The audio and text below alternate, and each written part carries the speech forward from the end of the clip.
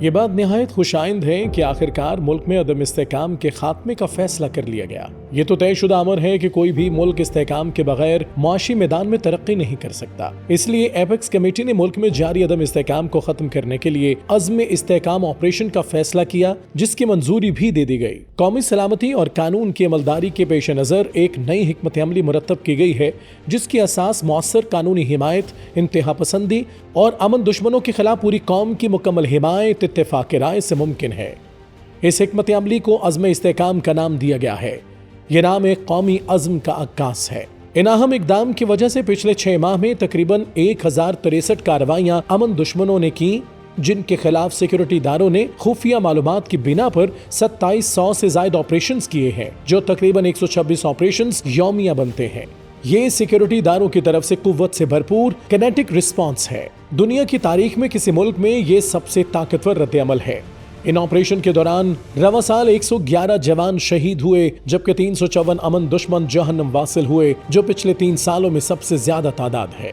इस वसी ऑपरेशन का दूसरा मकसद कच्चे के इलाके के डाकुओं का सफाया करना है, जिनके खिलाफ गुज़िश्ता साल सितंबर में ऑपरेशन शुरू हुए और पुलिस और रेंजर्स अब तक 134 मुश्तरका ऑपरेशंस कर चुके हैं। 300 से ज्यादा गिरफ्तारियां हो चुकी हैं और बड़ी तादाद में बारूदी मवाद जब्त किया गया है।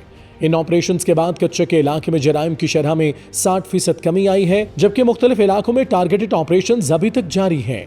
इसी तरह बाकी इलाकों के बरक्स गिलगित बल्तिस्तान और आजाद कश्मीर में मजमूई तौर पर अमन है, लेकिन अफवाज पाकिस्तान और इंटेलिजेंस इदारे वहां के हालात पर मुकम्मल नजर रखे हुए हैं, क्योंकि बैरूनी अनासर और खुफिया एजेंसियां उन इलाकों में शरारत के लिए कोई मौका हाथ से नहीं जाने देती।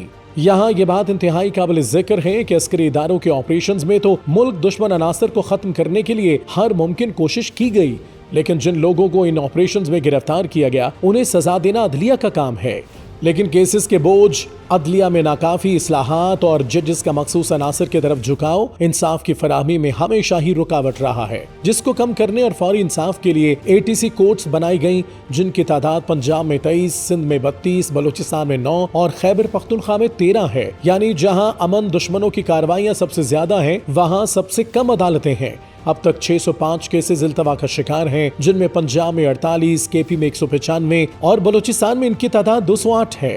दूसरी तरफ मुल्क में लगातार अमन दुश्मनों के हमले हो रहे हैं। खैबर पख्तूनख्वा और बलोचिस्तान में सिक्योरिटी एहलकार शहीद हो रहे हैं। हालांकि खैबर पख्तूनख्वा और बलोचिस्तान में कई अमन दुश्मन मारे भी जा रहे हैं, जबकि वहां की अदालतें सबसे कम काम कर रही हैं। ऐसे में एक ही इदारे से ये तवक्को रखना और इसे ताने भी देना किसी भी तरह अक्ल शऊर के मयार पर पूरा नहीं उतरता। ऑपरेशन अज़्म इस्तेहकाम मुल्क की सलामती और बका के लिए इंतहाई जरूरी है। इसमें पाक फौज, इंटेलिजेंस और तमाम सिक्योरिटी इदारों का अहम और बुनियादी किरदार होगा। इस ऑपरेशन के हवाले से ये बात खुशाइंद है कि तमाम सूबाई वज़राए आला बशमूल गिलगित बल्तिस्तान और आजाद कश्मीर की रियासती हुकूमतें अफवाज पाकिस्तान के साथ इस ऑपरेशन के लिए एक आवाज और एक सफ़े पर हैं। और क्यों ना हो, क्योंकि ये मुल्क कौम की सलामती का मामला है।